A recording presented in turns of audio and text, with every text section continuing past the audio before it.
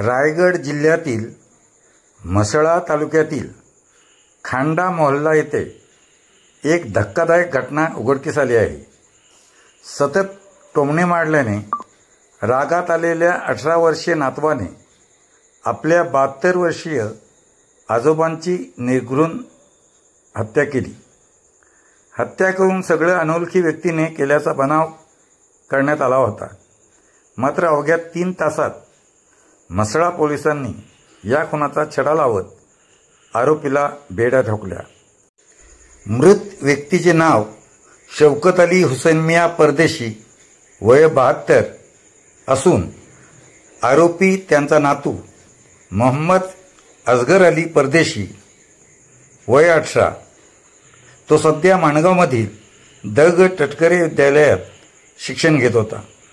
आजोबांकडून नेहमी तू काही करू शकत नाहीस, कधीच सुधारणार नाहीस अशा प्रकारचे अपमानास्पद बोल ऐकावे लागत होते।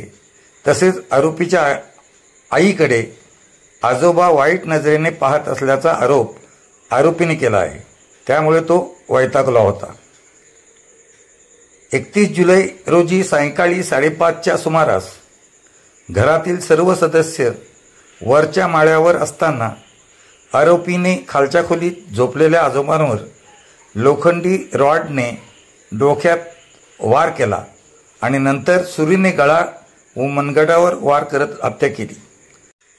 त्यानंतर एक अनोळखी इसम घरात घुसला होता असे भासून पोलिसांसमोर बनाव रचला।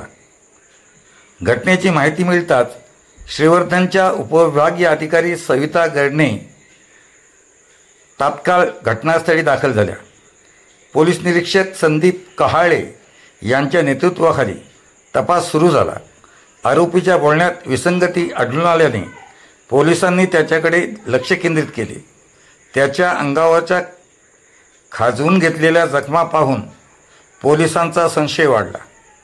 विश्वासात घेऊन पोलिसी पद्धतीने विचारणा केल्यावर अखेर त्याने गुन्ह्याची कबुली दिली। संपूर्ण प्रकरणाचा 3 तासात उलगडा केल्याने म्हसळा पोलिसांचे सर्वत्र कौतुक होत आहे।